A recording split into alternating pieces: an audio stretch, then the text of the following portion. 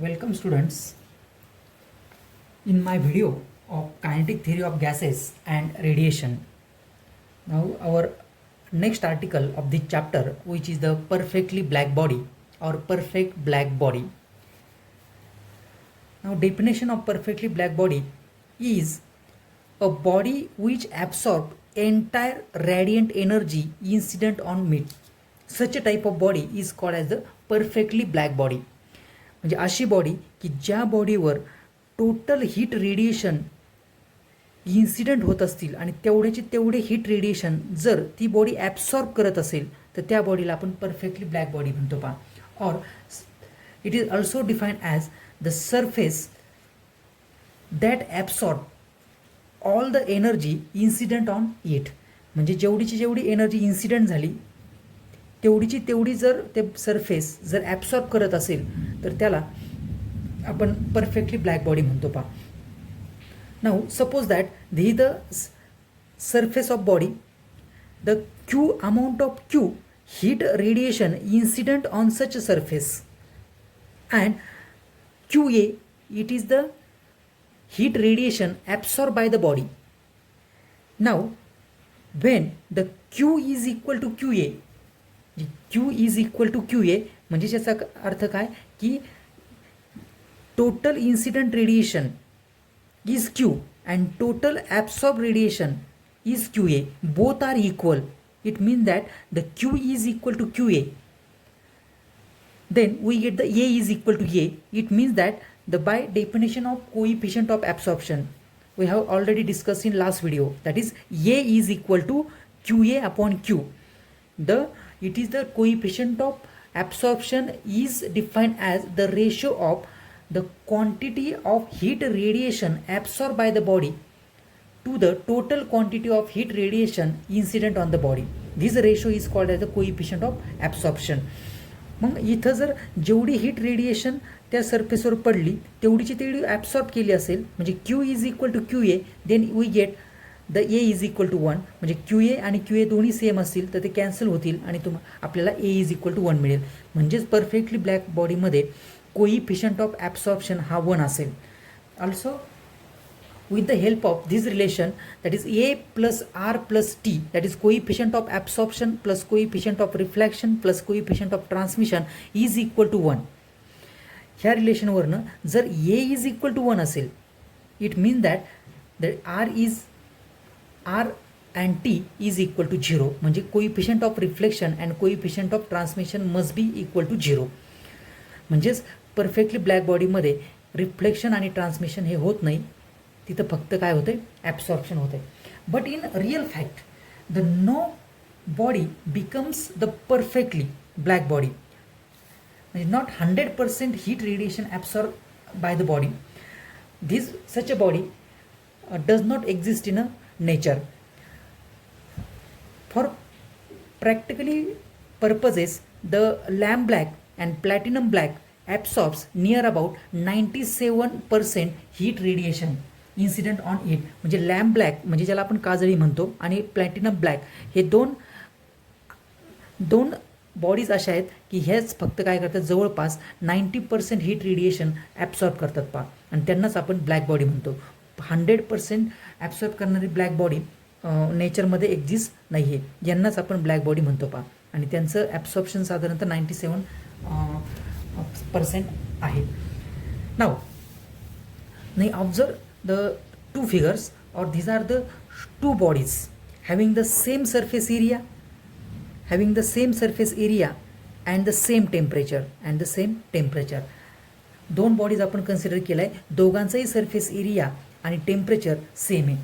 Two objects having the same temperature and same surface area. The first body it's outer surface which is the coated by the poly surface, and in second figure or second body its outer surface coated by the black paint. Black पेंटने ते काय केलं आहे coating केलं आहे second फिगरमध्ये, आणि दोघांचाही temperature आणि एरिया सेम आहे.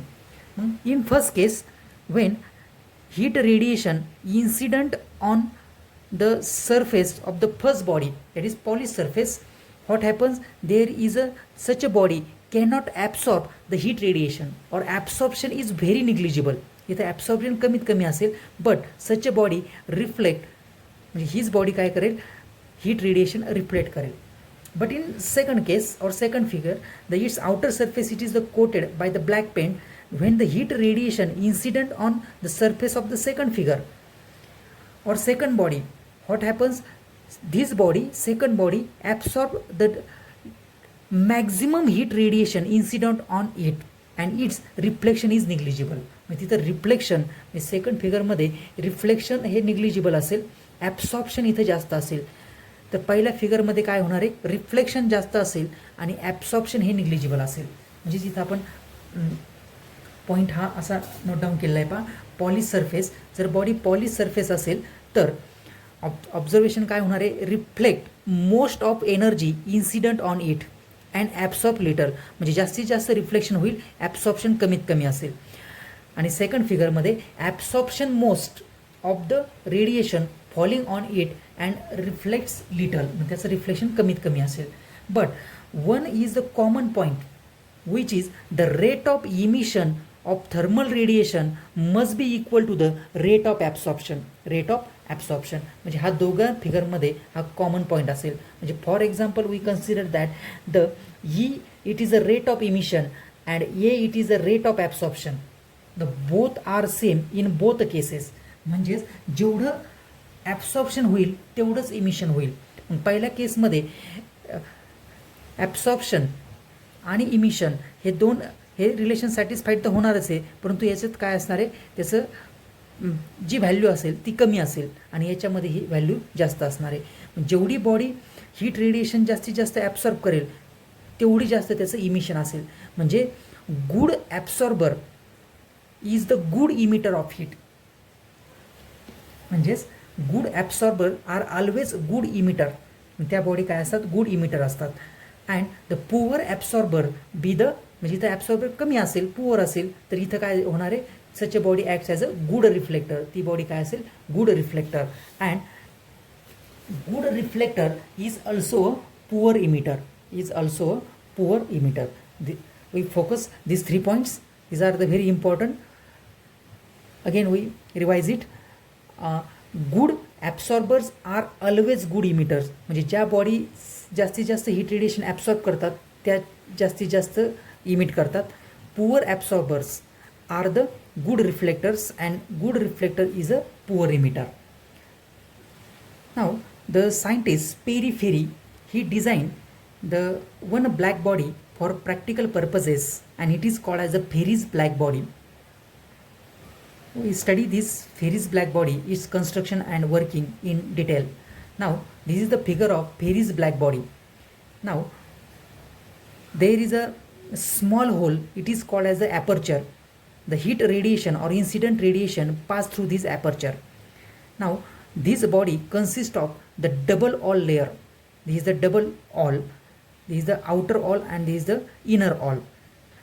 Now outer all of this body which is the polish by the silver surface और silver material.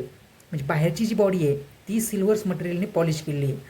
The opposite to that of aperture there is a conical projection and such a conical projection plays very important role in this body. Now this outer surface of this wall which is the coated with the lamp black. म्हणजे ज्याला आपण काजळी म्हणतो. म्हणजे आतला surface काय केला आहे, लॅम्प ब्लॅकने कोट केला आहे. And between this two walls there is a evacuated space. It means that there is no any medium. Now these are the construction. Now working. When the heat radiation incident on the body which is enter or pass through the aperture, and passing towards the another face of this body, there is a conical projection. This conical projection, when the incident radiation pass, then such a rays cannot reflect back along the same path because of this conical projection. म्हणजे conical projection हा काय करेल की ज्यावेळेस raise त्याच्यावर incident होतील तर तो रेज ते पाठीमागं तो सेंड करणार नाही. तो काय करेल, इंटरनली त्या बॉडीमध्ये रिफ्लेक्ट करेल. and these rays are reflect inside the body and all heat radiations are absorbed by this lamp black and its temperature is increases, and there is a evacuated chamber between these two wall because of there is a loss of heat radiation. म्हणजे याच्यामधले heat रेडिएशनचा loss होऊ नये म्हणून दोन्ही लेअरमध्ये काय केलं आहे, इव्हॅक्युएटेड space बसवलेलं आहे. आणि outer surface of this layer which is coated with the silver because this heat radiation cannot pass through this evacuated space, or when the heat radiation incident on such a body then it get reflect.